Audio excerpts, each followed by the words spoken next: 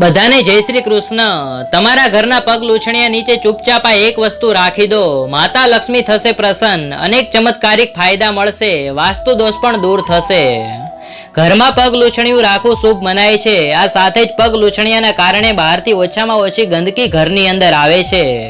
ધાર્મિક માન્યતા મુજબ પગ લૂછણિયાની નીચે એક વસ્તુ રાખવાથી ધનની દેવી લક્ષ્મી માતા ખૂબ જ પ્રસન્ન થાય છે, જેના પરિણામે અનેક ચમત્કારિક ફાયદા થાય છે।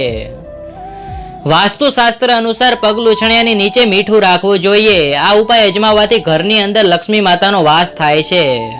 આપણા વડીલો નવો મહિનો અને નવું વર્ષ બેસે એટલે ઘરમાં સુકન તરીકે મીઠું લાવતા તમે જોયા હશે।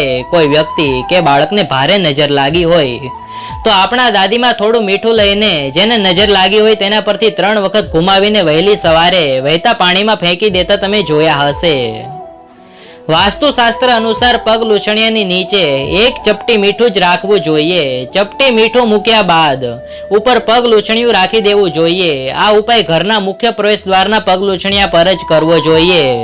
જો તમે ધનની કમી સંબંધિત સમસ્યાનો સામનો કરી રહ્યા હો તો આ ઉપાય એક વખત અચૂક અજમાવી જુઓ। પગ લૂછણિયાની નીચે મીઠું રાખવાથી ધન આકર્ષિત થાય છે। પગ લૂછણિયા નીચે મીઠું રાખવાથી ધનની દેવી માતા લક્ષ્મી પ્રસન્ન થવા સાથે જ વાસ્તુ સંબંધિત દોષ પણ દૂર થવા લાગે છે। મીઠું નકારાત્મક ઉર્જાને શોષી લે છે। ઘરમાં મૂર્છિતતા, ઉદાસીનતા કે ઝઘડા વધતા હોય ત્યાં મીઠાનું પાણી પોછામાં વાપરવું શુભ માનવામાં આવે છે।